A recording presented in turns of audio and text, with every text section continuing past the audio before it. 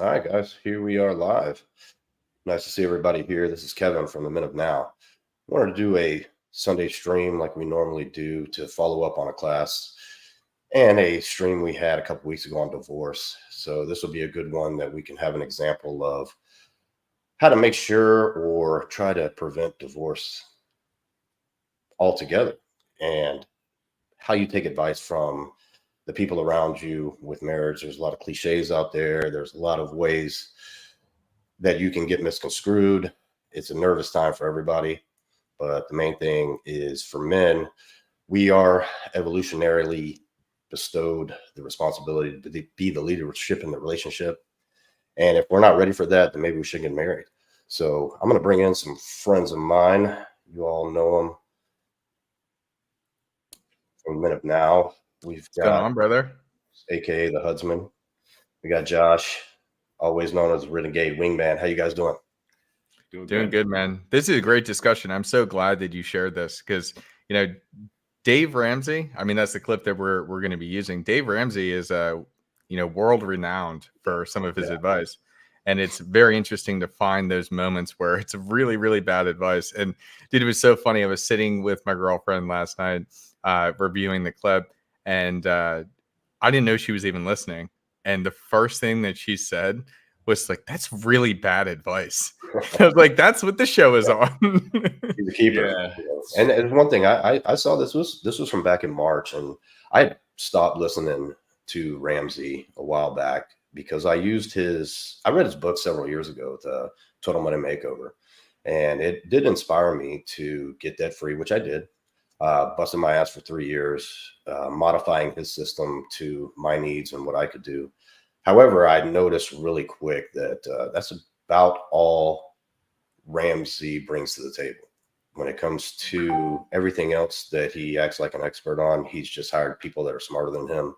And this is not shade. I'm not throwing disrespect to Dave Ramsey. He does a lot of good for a lot of people, but I should say he does a lot of good for a lot of sheeple. And you get caught up in whatever somebody's that you look up to. It's this. Stay in your lane. Yeah, he's an expert in finance, but maybe not in relationships and marriages. Exactly. And he comes from a different time. Dave's a boomer, and they have a different mindset, and that I can empathize with. However, when we get in the clip later of the advice that he gives this young man, to me it was cringe, and it solidified the fact that Dave Ramsey helped me out where I needed help at that time. However, that's all I needed for.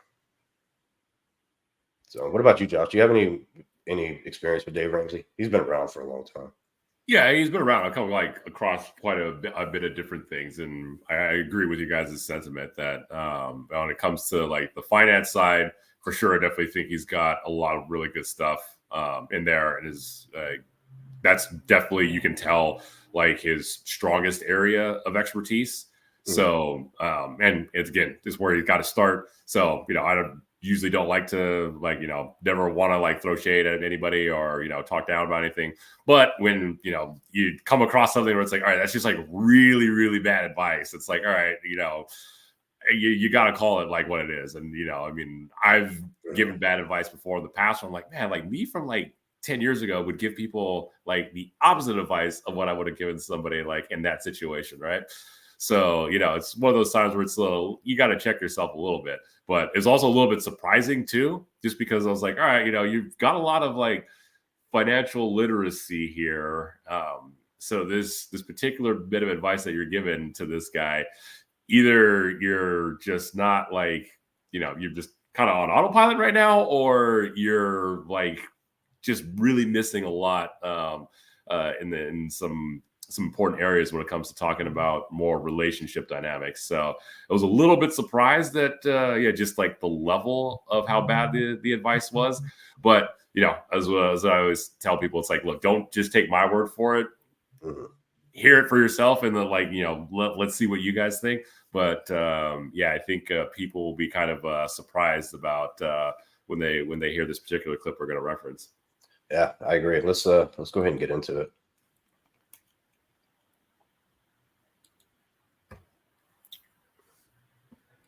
Hi, Joey. Welcome to the Ramsey Show.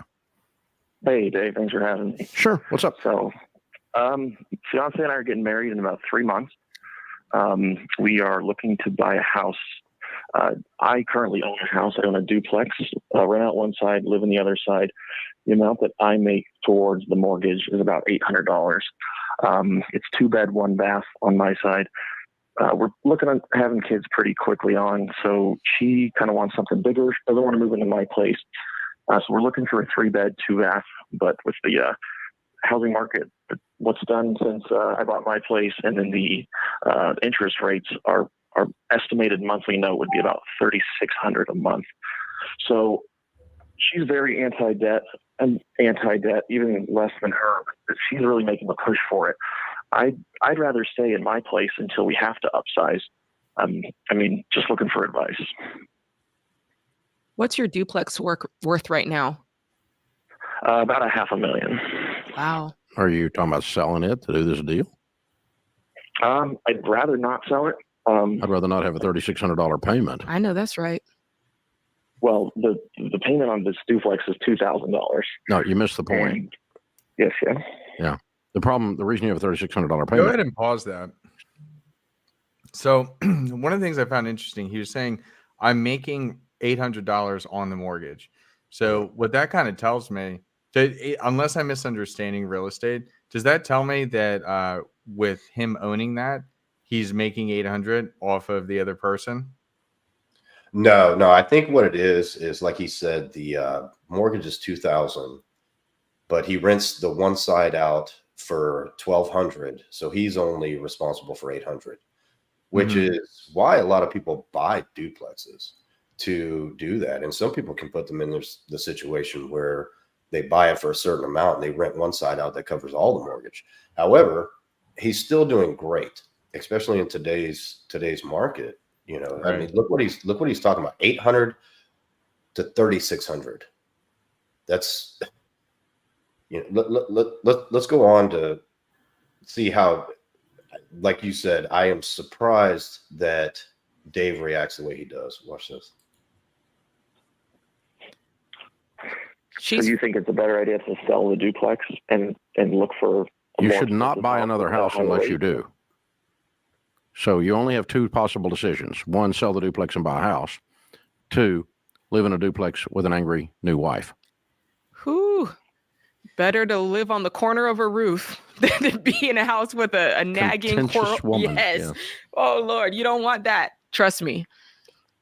So you don't think there's merit in me trying to talk her into to moving into here, giving that another try? She said she doesn't want to do it. Wait a minute. Do you really think that's smart, really? I mean, seriously. I'm going to stop it right there because I think that's absolutely smart. That's the second time this young man said that he wants to stay in the duplex until they're ready to upsize. And I think there's absolutely merit in that. Do you guys disagree with that? No, you're 100% correct. I mean, everything he's saying is like so smart. Like they want to. I don't know if he mentioned it right away or if he's about to in time. That they're planning on having kids almost immediately. Yeah, exactly. He doesn't know what those expenses look like. So, like, why would you take on a higher expense living situation when you don't know what future expenses are going to look like, knowing that they're going to increase? It's just like a train off the rails. Like you literally have no idea what's going to happen next, but saddle up. Well, it's a train off the rails by a factor of 4, because I mean, if you're going from $800 a month to $3,600, that's literally 4x. So over 4x. And and even Ramsey himself teaches your house payment shouldn't be more than a quarter of your income, and that's coming up of what they make a year. Watch this. See, from a relational standpoint, I mean, it's not a bad place. I get where she's coming from, though. It's not our own place, and it's a bachelor pad. She's not moving in, dude. She wants a fresh start. She wants a place with you. She wants a place that doesn't have those smells. Mm-hmm. Okay. Sell it, man. And you can happy wife, happy life. Sell your duplex. There it is. Happy wife, happy life. Why has that become the norm? What do you guys think about that? Well, I mean, I think what it is that it's just a very comforting and easy, almost at this point, like kind of meme to go to, right? Where you can just say, hey, here's your just kind of one saying that will blanket statement, kind of covers a broad multitude of different things. Everything's good and okay. Great. Let's wrap up and move on to the next thing. So, from an advice perspective, it almost feels a little bit dismissive, which I think, does this poor guy here disservice. So, I mean, hopefully maybe Joey at some point finds this video and can watch this to get some alternative perspective. Yeah. I was going to get to that later, but I mean, it's a cute little rhyme. I get that. Happy wife, happy life. But what about the man? So he sacrifices his happiness, his well-being, his anxiety to make Princess happy. And then now we got the new ones, Happy King, Happy Kingdom. That's a new one for the red pill out there that are on the other side of the blue, totally nothing in the middle. But what about the couple? I even try to do this, guys. I try to find catchy things that rhyme with couple. There's not much, but struggle was one of them. A happy couple can deal with struggle a lot better than just making a wife happy or a king happy on his kingdom. Yeah, relationships really are two ways. It's not one-sided, and both of those statements are both one-sided. What I find very interesting here is, we had that talk a couple of weeks ago on adversity and dealing with adversity. Now, what is occurring here is he's essentially being given the advice, hey, you're getting married. I don't know if it's for the first time. It sounds like it's for the first time. You're getting married. You're about to have kids. You're faced with potentially selling your house and buying a new one. So those are a bunch of different things that he has to deal with, a bunch of different obstacles, activities, whatever, that need to occur. And currently, he may not be able to handle juggling all of those things at once. He doesn't know that. That pressure in the beginning of a marriage is going to be hard enough because I don't know. They didn't get enough information. And I'm surprised because they didn't get as much information as they normally do. Right. And I don't know how old this kid is, but I say kid, but he sounds like he's in his early 20s, maybe mid 20s. And I want to think that they maybe come from more of a religious background, maybe Christian background, because they obviously don't live together already before they're getting married. And that's very unique in today's society, especially in the West. I've known people that lived together for 2 years. The point that I just really wanted to drive home is essentially he's dealing with his current struggles of life, and then he's going to be getting married and having a kid. And why are we adding more to the plate? He may not be able to handle all of those different things at once, but we're telling him, hey, if there's a couple different versions of reality, one version could be she moves into the duplex and you guys have a child. And then these other versions adding on like the other, the new house and new mortgage, higher mortgage, like that's, you're trying to make this guy juggle more plates than he can spin. Like it's just it's too much at once. And I feel like that's what they're completely missing here. It's like, just make her happy. And if you become overwhelmed, which is going to affect how you act in that relationship, like, dude, I don't know about you, but like when I'm like way overstressed, I'm not the most fun person to be around. And I'm not as good to my girlfriend as I normally am, just because I got too much going on and my fuse is shorter. Yeah, exactly. And this young man is young. You can tell by his voice. He might be a young sounding 40-year-old. I doubt that. I remember how emotionally aware I was at 25 years old as compared to I am now. That would make me a terrible husband to have that much pressure put on me, especially when you have a good setup. You can almost hear the stress in this young man's voice, and they're having none of it. And I don't know who. I think her name is Jade, the new one, his little minion sitting next to him. The one thing about Ramsey's minions, they will never disagree with him. So I don't know who she is. She must be new, but she is not this whole better to live on the corner of a roof than to live with an unhappy wife.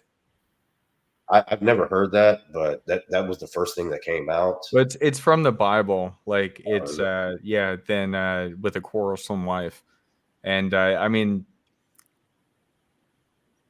it essentially, I mean, there's a couple different ways you can interpret it, but essentially, yeah, you don't want to be with a nagging wife. But that speaks to the character. Like it almost sounds like to me that she can tell from his voice and how the situation is being approached that maybe they shouldn't get married. Like if the wife can't compromise, then is this really a right decision? But then Ramsey ends up taking full force, and then she turns to go along with them. Yeah. She might have been trying to, like, you know, low key wink, wink, get out, bro. Yeah. I just, you know, look, and to add to your point, Huds, don't break up. That's not what I would recommend. But maybe put off the marriage for a little while till you grow up a little bit and both can come to a better compromise than what you have on your plate right now. It shouldn't be one or the other. Yeah, I almost think, like, based exactly what you're saying. I don't know if they're religious, but I think the best first step is, hey, how about before we even get married, let's give this a test run. And how would you move into the duplex and see how you like it? Yeah. We only got a few, like one more minute left on the clip. Let's go ahead and finish that up, and then we'll finish with dialogue. Get your property where your payment is no more than a fourth of your take-home pay, household income on a fourth of your take-home pay. 15-year fixed. 15-year fixed. No more than that. And if that's not 36, then don't buy a house. Then don't buy a house. What are you? Wait a minute. What are you pricing out? Because you're going to sell what will you take home after you sell this duplex? How much equity have you got? I got about $140,000 in equity. Mm-hmm. Oh, okay. What's your household income? What's your income? What's her income? Our combined incomes are going to be about 130. Okay. And listen, I've been to Boise. You're looking in the wrong neighborhood, so. Okay. Yeah, and that's where I want to stop it, guys, because he goes on a little bit more, but it's still some of the same rant of when you get married, you have to buy. If your wife says you do it, you have to do it. So, and there may have been a time when that worked, but I don't think it works anymore. Yeah, well, I mean, you know, it's. Did you hear what he said when he said, "How much do you make? How much does she make?" He didn't elaborate on that. He said combined they'll make 130. I'm pretty sure that's before taxes. So he also said it that way. If you caught that, he said it that way because he's embarrassed with how much he makes. He thinks that he can make more. And you know what? You might be onto something there, Huds. Maybe she makes more. Maybe he's not done with school, and maybe see, that's something we don't know. That's a variable that could be important. We don't know if it's 50-50. That would be 65 each. We don't know if it's 70-30 him, 60-40 her. That might be something that puts her in the position to say that I want this new house. However, I would lean towards the fact that maybe let's do 60-40 him. So even if she's paying 40% of it right now, alluding to what you said earlier, Huds, they said they were going to start having kids right away. Okay. So do you expect her to work full-time to full term? Because I wouldn't. As soon as that baby started showing, I would want my wife to be home, off her feet, reading all the books she could about how to take care of a newborn. So that would be 4 months into the pregnancy that I wouldn't want her working. Do you guys feel the same way? I don't know about 4 months. Maybe can go a little longer, like more like 6 or 7. But yeah, no, absolutely. And I think that's what is lost here. And that's kind of the advice he was looking for, is like, she wants to do this. And you know what? I do this with my partner all the time. Like if she wants to go ahead and do something, I need a plan first. So map out the expenses, how things are going to change. And then if it makes sense, we do it. If not, don't come to me with this, like if it's woo-wah, whatever, like we can talk about it, but I need a plan. And it sounds like right here, there's no plan. So he's going to over quadruple the amount that needs to be paid for living expenses. And then he's going to lose the income from her when she gets pregnant. Like, what are we doing here? Logically, it makes no sense. Why would you ramp up expenses knowing that you're going to ramp up expenses? It's like we're just ramping up every expense we can at this moment. Well, you just take money and light it on fire, right? That's a fun thing to do. That's right? what it sounds like. Yeah. Well, I mean, that's something I'm going to allude to later on. But, when we did our divorce class a couple weeks ago, what was number 2? Financial strain is the number 2 reason for divorce. And the numbers don't lie, guys. 80% of women, or 80% of divorces are initiated by the woman. 70%. And then when you add the college educated women, that's 90%. Do the average on that. It's very simple. It's 80% of divorces in America, which is almost at 3 out of 5 marriages under divorce are initiated by the women. So how we're, the financial strain that comes with that, on top of the communication issues and the unrealistic expectations, a man has enough pressure to begin with.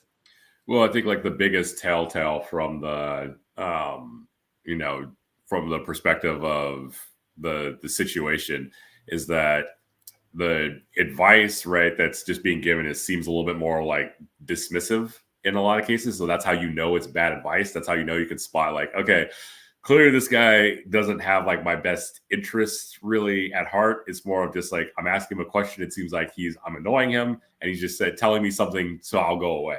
Right. So that's something to like pay attention to, is like when you're asking and seeking somebody for advice, are they actually interactive in trying to figure out what your solution is? Or are they just like, okay, like one extra detail, maybe not another. No, like, stop being dumb. Just do this, right? So that's how you can really spot some bad advice, is if it's not really being given from a more authentic or at least introspective type of line of questioning to really dive into, hey, how does this really help with your situation or scenario? Yeah, that's a great point, that maybe he just didn't really have the words to say, or he didn't want to get to, maybe he was pressed on time, or however they do it. But yeah, I didn't notice that, Josh, and I've watched this clip several times, that it was just it was very dismissive of that. Oh, well, she wants a new place, we'll buy her a new place, buddy. Happy wife, happy life. Okay, next. That might have been what was going on Ramsey's end, but you could tell. I mean, the kid knows what he wants to do, and if he ever sees this, probably won't. But I don't mean that in a bad way. But you're far younger than I am. He's so smart. I mean, he's got a good head on his shoulders. He didn't go out and buy the $500,000 house to begin with. He went out and bought a duplex so he could rent one side out, and he's probably looking at keeping that house for the rest of his life and get it paid off, and then have 2 rental properties along with 4 more. That's what didn't make any sense to me, is like, you want to accumulate these rental properties. Like if you're in real estate, like this is like, starting with the duplex is one of the best ways to go. And his advice is, sell this money-making asset. Yeah. Why? Yeah. And go into even more debt. So I want to run a scenario by you guys. Dave Ramsey's been around a long time. He has built a massive amount of wealth. First with his book, he talked a lot about how he had to file bankruptcy because he went too hard, too fast with debt, and went bankrupt in his early 20s. But rose from the ashes, which we always encourage at the Men of Now, and we're always here for you to help you do that, because a lot of times we burn up. But do you guys think that when certain people, or some people, I shouldn't say certain, I don't even know how to word that, when people reach a wealth that is in a world above not even the average person, even the upper class, where money is not an object for anything anymore, you kind of lose sight of basic reality.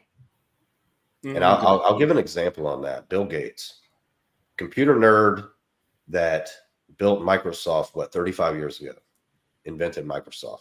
Had to struggle, go through it. He's been the richest man in the world, probably more than I've got fingers and toes, up and out. But would never have to. I remember an economics class I did in junior college. We did a study. If he dropped 100 at this time, this was back in the early 2000s. If he dropped $100 bill out of his pocket, it wasn't worth his time to pick it up, because by the time he reached down, picked it up, put it back in his pocket, he'd already made 300. So, and I'm not saying that Ramsey's on that level, but he is worth hundreds of millions of dollars.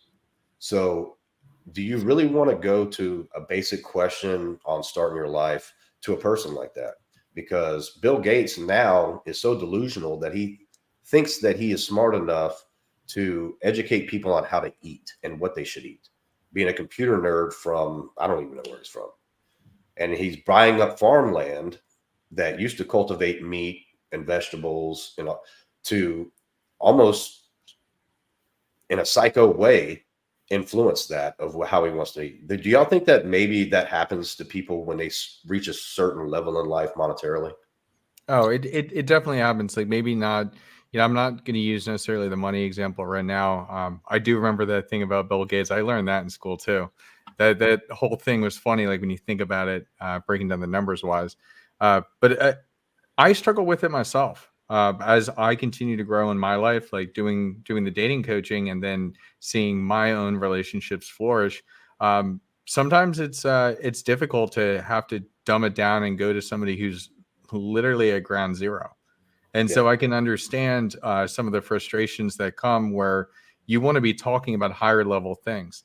Like, for example, like we can talk pickup artistry. So PUA, like just getting laid. That stuff's it's easy for me to teach you how to get laid.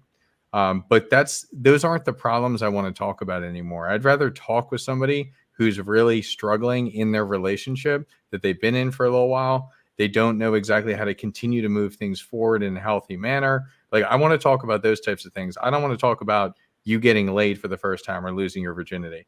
I can help you with that. I can definitely do it. But there's almost like a level of boredom that comes with having to dumb it down to the basics. And I think that may be where some of his frustration or the dismissiveness lied in his response to that question. Yeah, I mean, I'd say a lot of it depends on like the person, because I've spent a lot of time with a lot of folks, and very recently spent a lot of time with a lot of folks out in Dubai with amounts of capital that other nations are literally like trying to like shoot at bullets at each other to find. So yeah, definitely it can happen with some individuals. Others, it's hard from our perspective, not at that level, to really see like where they're thinking. So like the Bill Gates example, I personally don't think Bill Gates is actually like delusional. I think he's actually like very, very calculated, very focused. It's just from his perspective and his point of view, humanity, like a lot of things, is kind of an equation to be solved. And so if you balance it out this way, okay, great. Now we get the solution to this equation for whatever problem. And yeah, it may come off as like being like, you know, callous or delusional or unplugged.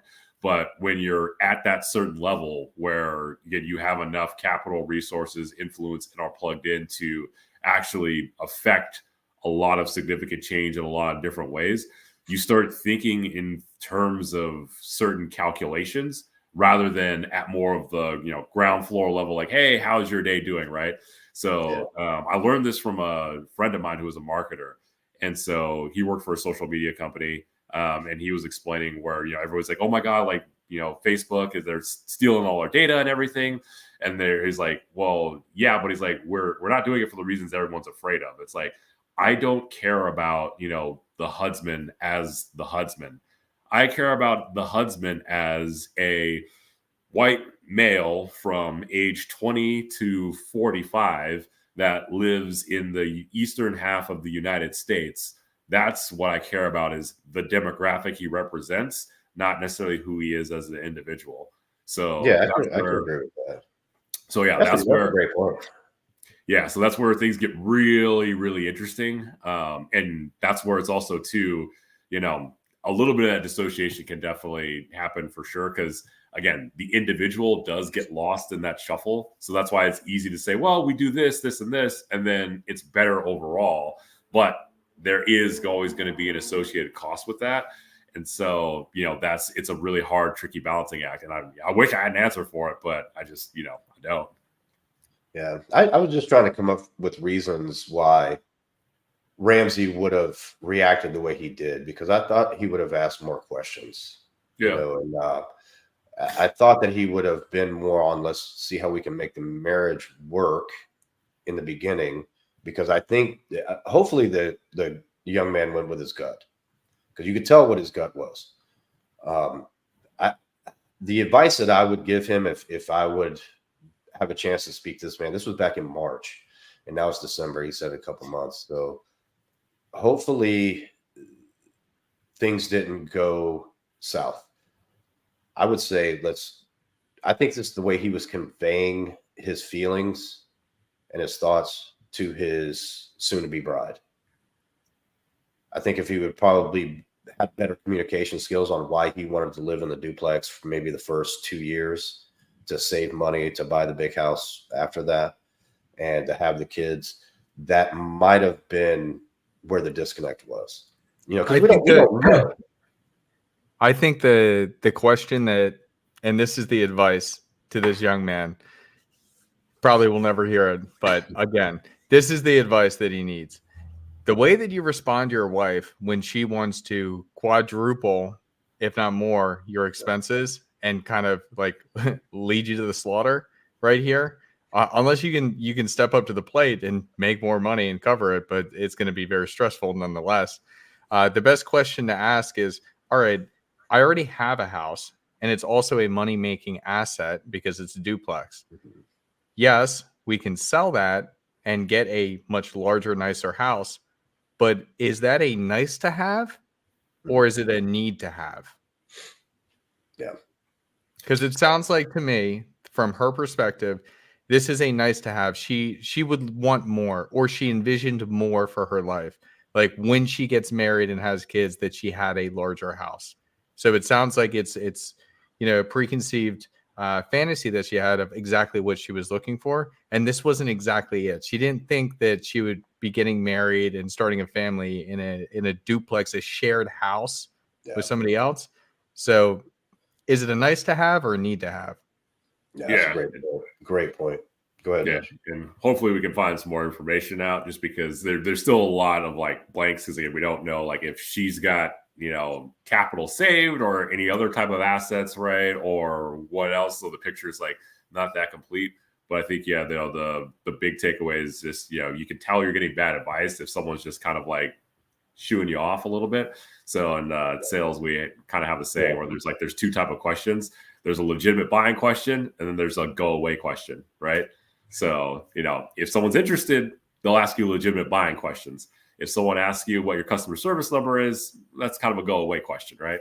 So, when you're soliciting advice from somebody, and it doesn't matter if, soliciting advice from us or soliciting advice from, again, like a Dave Ramsey, you always want to make sure that, they're asking you more of those questions that are more of interest and more engaging. Otherwise, the advice is not going to hold that much salt. Yeah, I think at the end of the day, he went to the wrong platform to ask for that advice. Because the first thing I was like, you and your fiance need to sit down and talk about it and really lay it down on how it would look if we lived in the duplex or if we lived in this nice house. And Hubs, you brought up a great point that I'm not going to call it an unrealistic expectation. But a lot of girls women, they have it in their mind of what it's going to be like that first day after you get married, and it's a little bit different. And some roll with the punches, and some take it as it comes. Some take those unrealistic expectations as a sign to move on. It's not even their fault. You think about it when a young woman grows up. She's told she's a princess. She's told she's beautiful, and she probably is. I'm not saying she's not. Even if she's, 4'10", 160 pounds, you're beautiful. You're a princess. You just and I didn't even say that to be funny. But when she tells her parents, I'm sorry. I'm just like thinking about it. No, like what would a 4'10", 160 pound woman look like? Yeah, it's go to Peru. You'll see them. But what do the parents say? That's great. You want to be a school teacher, but you want the G-Wagon and the mansion and all that. You deserve it, so you'll have it. For us young men growing up, we all want to be a fireman at some point in our life. Me, it was kindergarten. It came and went really quick. But no matter what it is, what do your parents tell you? Do good in school, work hard, and you'll achieve it. There's two different narratives there. And I'm not saying you should tell a girl, you should work hard and you should be a welder, but it's almost like those unrealistic expectations are ingrained at an early age, if I'm making sense. Yeah. In this guy's particular scenario too, like there's the big question that remains a mystery, right? Is because sometimes context is everything, right? So it's like, well, this duplex that he has, right? Yeah, he has a duplex and he owns an income generating asset, but maybe it's in a rough part of town that's really terrible. So she's like, hey, I don't want to live in this part of town and raise our potential children here. We should probably move.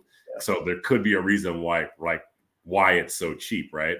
So I think that's something that I really wish he would have gotten into a little bit more to kind of explore that. Because if it's a great duplex, clean and pristine, in a very nice part of town, it's like, oh yeah, no, that's definitely a situation where it's like, hey, let's make sure we reevaluate this. But if there's a broader concern of, I'm glad you said that, Josh, because what is the first thing that Ramsey jumped to? It's a bachelor pad. She don't want the smells. Right. Are you just, you're just jumping to that conclusion. Even the young man said, he was like, it's nice. It's not a bad place. And what does that even mean? Like, because if you're going to say it that way, okay, fine. Then I'll go to the other part of the duplex and then I'll rent out the previous one. Like what is he trying to say? Yeah. He basically stereotyping this young man that it's just a piece of shit. That's the only way you can say it. I'm far more older, but you could say, would you say the same thing about me in the house that I have? Because every time a woman walks into my house, they're actually pretty impressed. But I thought that a good compromise would be, okay, baby, let's do this. Let's have the first kid. We got 2 bedrooms. I'll tell you what, with all the money we make from the marriage, it's going to be a lot. If you want to go on a honeymoon, we can do that. We'll from the wedding, we'll take that money. It's all yours. You decorate this place however you want it, and it's all yours. You do it. We'll paint. We'll put new flooring down. Whatever you need to do, we'll do that. But in return for that, the first 2 years of our marriage, let's do this and let's plan while we don't have a financial strain. I think that would have been probably the best advice I could have heard if I was in this young man's situation. Because I'll go back to it. You could tell by the way he was talking, he knew in his mind what he wanted. He just could not convey that to her to get her to understand his point of view. That was brilliantly put. I really like that, Kevin. Yeah, very well put. I don't know. I got nothing to follow it up with. I'm just like, it was so well put. Yeah, no, it's a great, and again, it comes back to what I was saying. Like, is this a nice to have or a need to have?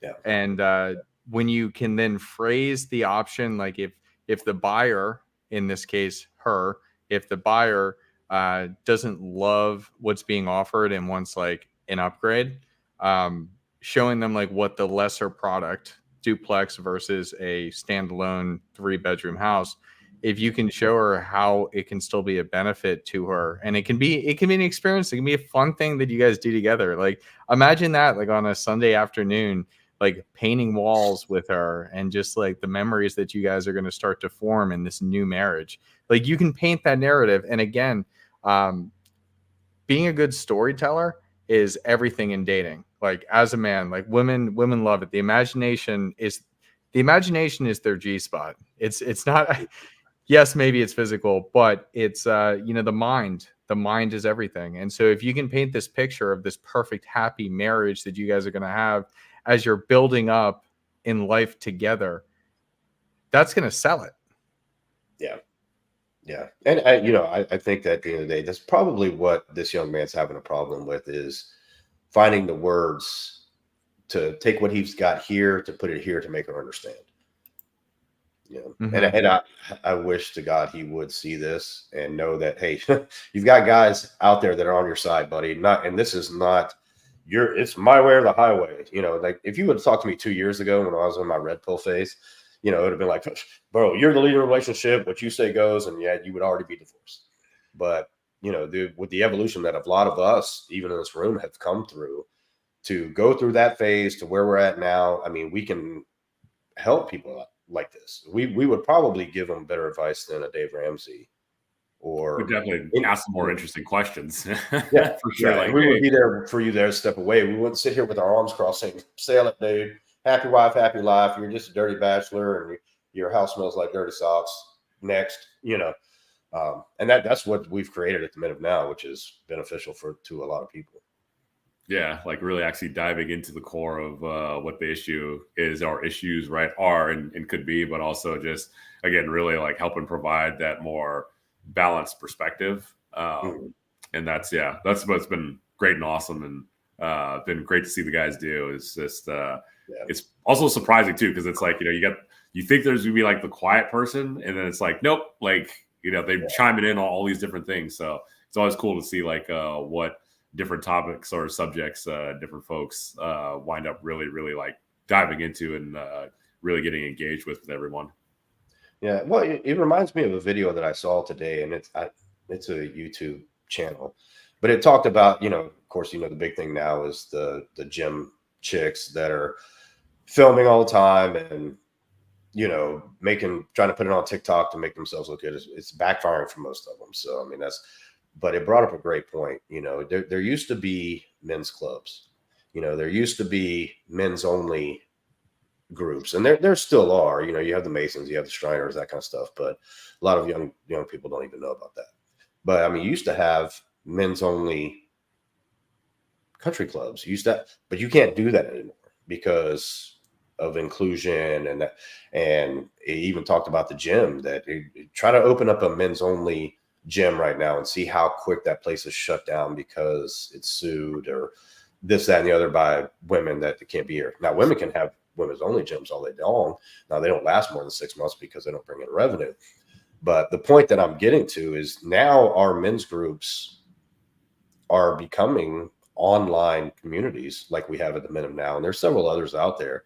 And the great thing about the Men of Now is we're fairly new, but everybody, especially up in the upper echelon, we come from other groups that are very successful, and we bring a collaboration to this group that is going to make it very special. And for the guys that think, okay, well, women have to be included in anything, now that's what it's come to, is the online men's community that we do have meetups and that kind of stuff. It's not, we don't all live 5 blocks from each other, but that's the great thing about the internet. We all always have a quick and easy place to go. Right. And that's what's so great about it too, is like, if I need advice on something specific, and then in my local community, I don't know somebody who has that advice. Like, for example, Josh does a lot of really interesting stuff with crypto, as well as he also does a lot of model photo shoots. How many model photographers do I know in my local community? So if I don't know anybody, I have access to somebody who can teach me about something that's like so unique. And, you know, that's really what's just is fantastic about the connection to the online communities. And then, as you said, with the meetups, being able to come together, it's just awesome. It's just development every day while having fun doing it.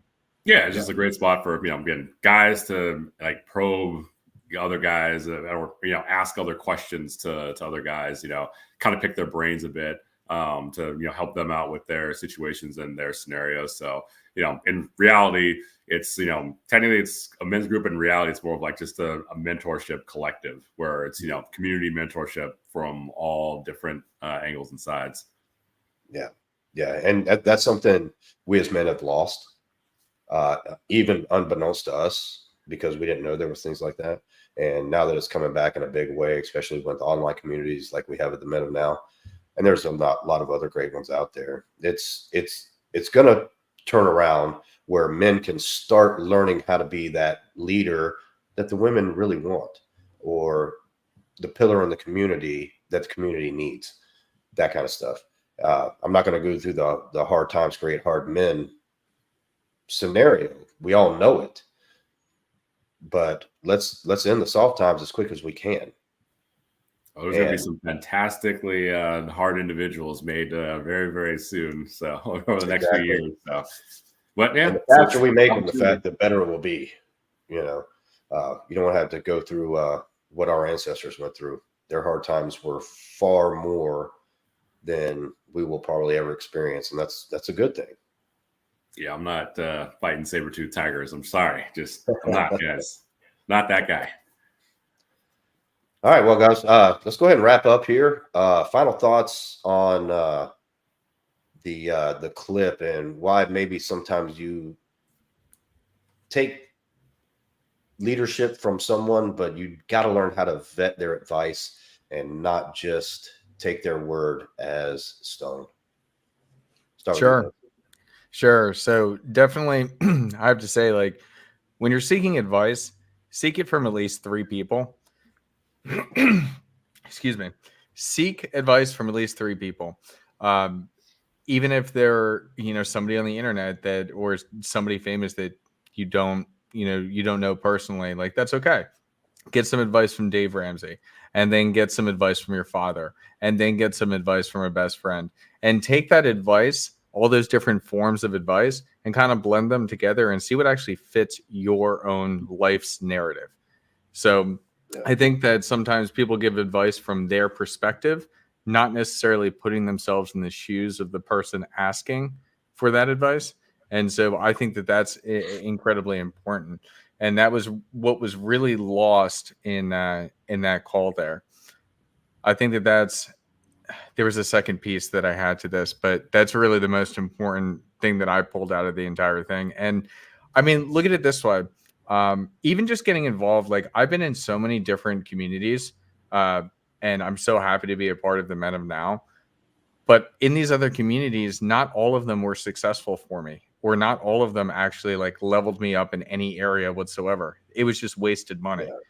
But through going through so many different communities, being involved with so many different people, learning so many different things from so many different ways of thinking, really transformed me, and it was worth every penny.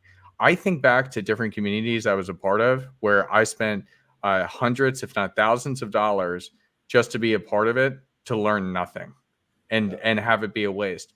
But it wasn't a waste because it, again, taught me how to vet for that good advice.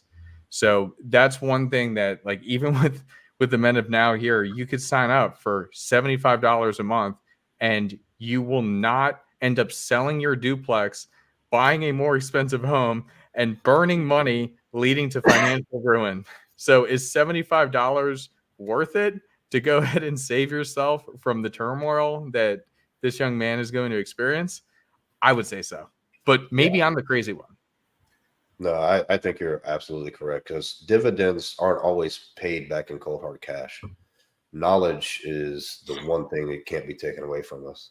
So that, I mean, sometimes you trade money for knowledge, but doing it at an Ivy League college now is proven to be insignificant.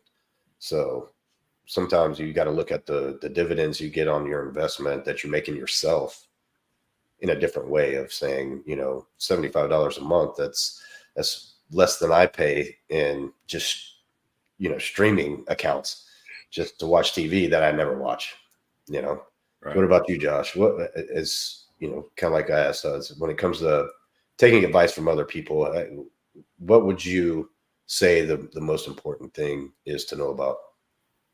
Yeah, I mean, I'd say take all of it, again, with a grain of salt, and kind of building on Huds's point. It's, you really have to curtail it and, figure out what does it mean for you and for your situation. Because again, I can give you all sorts of advice that can be the absolute greatest advice in the world for me, but it wouldn't work for you. Right. So you have to balance out all the different opinions. And again, you want to get different bits of advice from either people that are, mentors, or people that you look up to and respect. Or sometimes, hey, you might get a shocking bit of advice, right, from someone that's just like, what, I wouldn't trust this person with whatever, blah, blah, blah. But actually, they give me like something like pretty profound. I think Ed Lattimore, he had a really, really good quote where he said, if the message is of value and substance, then the messenger is inconsequential. So, something to just kind of keep in the back of your mind, where sometimes you can get some really, really good advice of what to do or not to do from some of the most unlikely of sources. So again, take all of this, and really what it comes down to is you have to break it all down and figure out what you're going to do with it for you. Because at the end of the day, nobody else out there is going to live the consequences of your decisions. You have to live with the consequences of your decisions. So that's really the best bit of advice from stranger on the internet, right? But that's the best bit of advice that I can give you, right? Or my thoughts or my feedback on that. Take that advice and see what it really means for you, and take it all with a bit of a grain of salt, because we're all human. We're not perfect.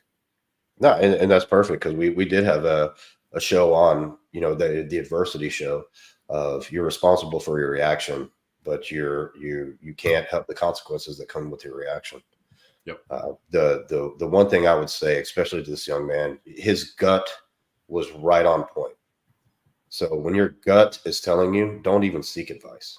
Go with your gut. If you have to learn the lesson the hard way, it'll probably be the best lesson you ever learned.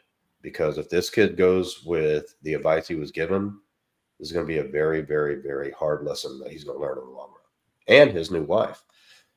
Because it's not all peaches and cream, especially if you can't make mortgage payments and you can't make car payments and your insurance lapses because you can't afford it.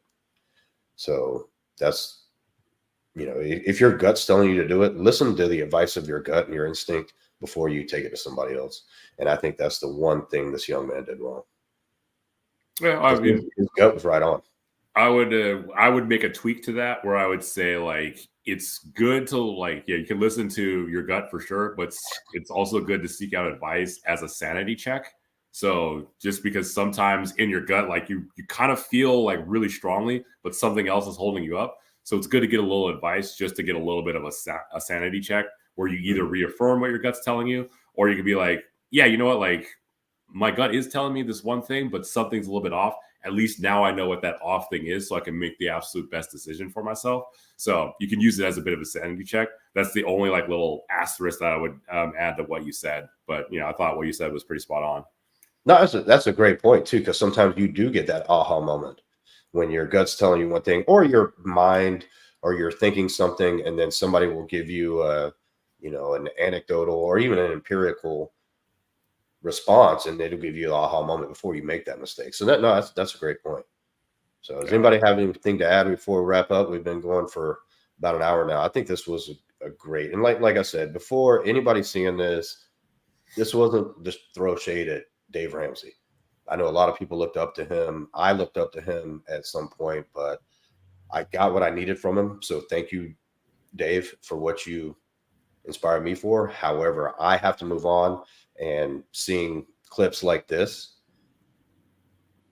reassures me that my gut told me that I have to move on. So I don't want anybody to think that I'm putting him down, because this advice could have came from anyone. I would have had the same response. This was about the advice, not the person. I'm not discouraging anyone to watch, read, or listen to Dave Ramsey, but I felt that it's something we had to put out there. Absolutely. 100% agree with you. And so before I go ahead and close this, just want to say, if you guys have anything like this that you want to go ahead and bring up and want us to discuss, by all means, go ahead and comment it down below. We love doing things like this. This was a little bit different. We don't typically look at a specific story or a specific video, but I love the commentary stuff, and what can we learn from, different people that are big people in different spaces. And I think that it was so interesting seeing somebody who's, a financial wizard giving certain relationship and marriage advice, and what we can pick out of it. So definitely go ahead and comment or reach out to one of us if there's something you want us to discuss. And then, as always, you can see it down below. Go ahead and join the Men of Now community. We do too much. I can't keep track of it all. I just was looking at the calendar, and it's literally 3 different events a week, and it's just nonstop. And so if you're really looking to level up, definitely go ahead and join right there.